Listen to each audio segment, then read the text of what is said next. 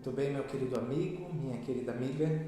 Chegamos a mais uma sexta-feira e a gente tem a oportunidade de estarmos juntos para poder louvar o nome do nosso Deus.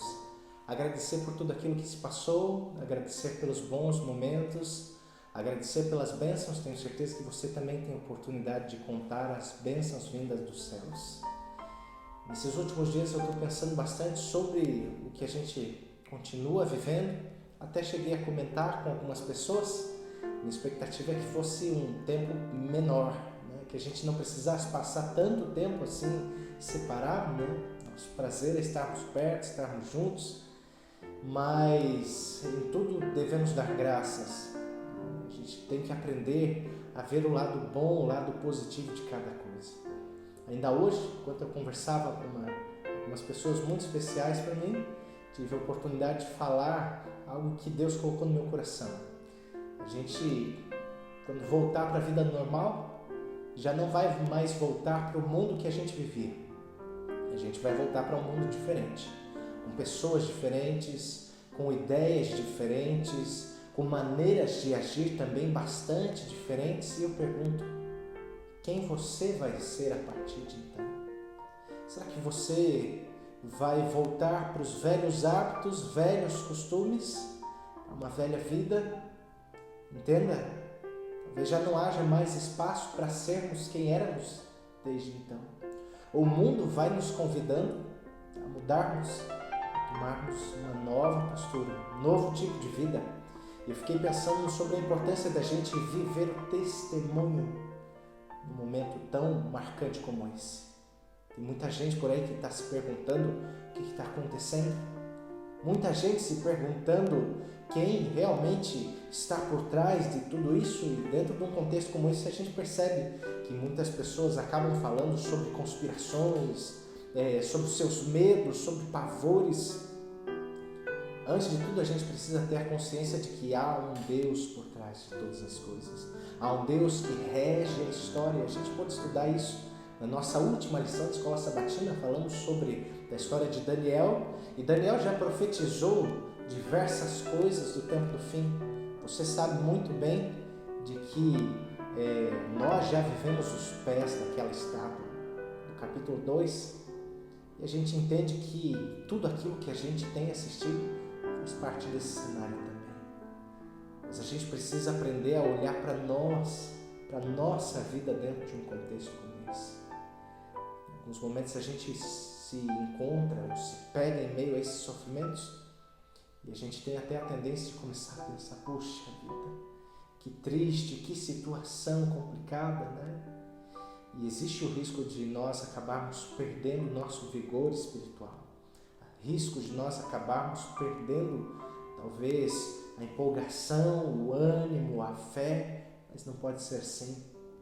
Aproveito para citar um pouquinho sobre a história de Jó, servo de Deus, que viveu um momento de bonança, de tranquilidade na sua vida, mas que em um determinado momento de bonança foi substituído por um momento de tensões, preocupações, dilemas.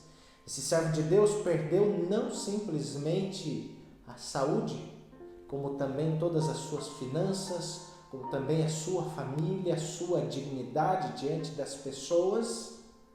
E qual foi a postura que ele teve? A gente percebe Jó capítulo 19, versículo 25, que Jó testemunha neste momento a confiança que ele tinha no Senhor, pois eu sei que o meu Redentor vive e por fim se levantará sobre a terra. Mas esse capítulo ainda está no meio da história.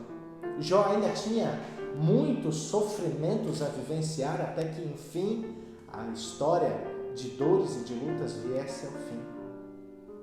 E a gente percebe que foi a partir desse momento onde grandiosas revelações chegaram até a vida e o conhecimento desse servo. Foi a partir desse momento onde Deus revelou a ele grandiosas e importantes lições que transformaram quem ele era também. Era servo de Deus, sim.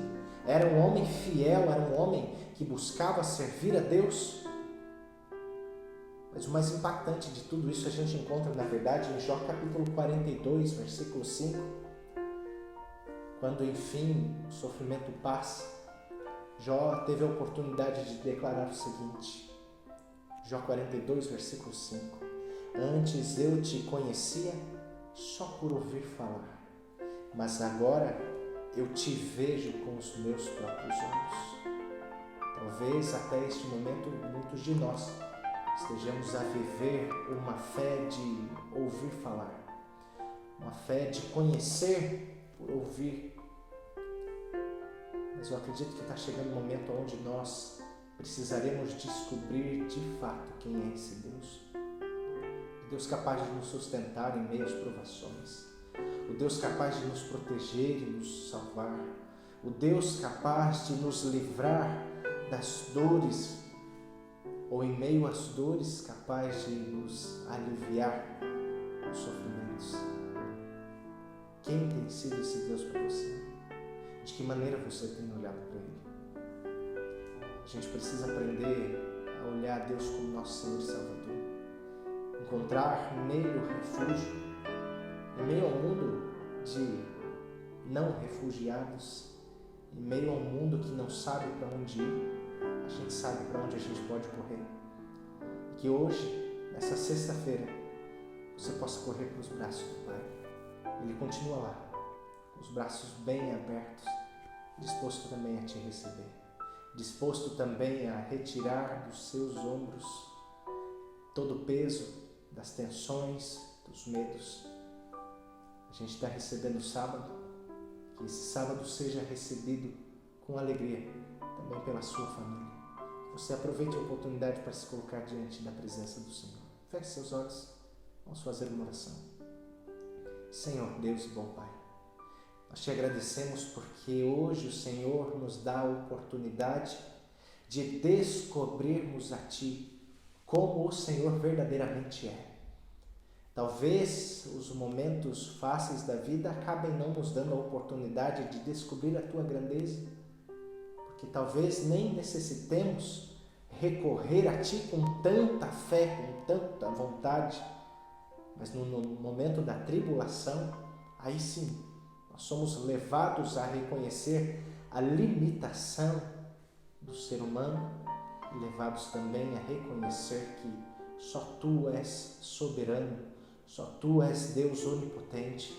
E agora nós nos achegamos a Ti, juntamente com esse sábado especial, para clamarmos as Tuas bênçãos, Tua proteção, para clamarmos o bem sobre nossa vida e nossa família. Que o Senhor esteja ao nosso lado. Clamo a Ti por cada filho Teu que assiste nesse momento essa mensagem, que todos tenham a oportunidade hoje de descobrir um pouco mais quem é o Senhor. Que o Senhor esteja ao nosso lado, Pai. Derrama as Tuas bênçãos. Clamamos de maneira humilde, sabendo que não merecemos coisa alguma, mas confiando nos méritos do sangue do nosso Senhor Jesus Cristo. Amém. Que Deus abençoe você.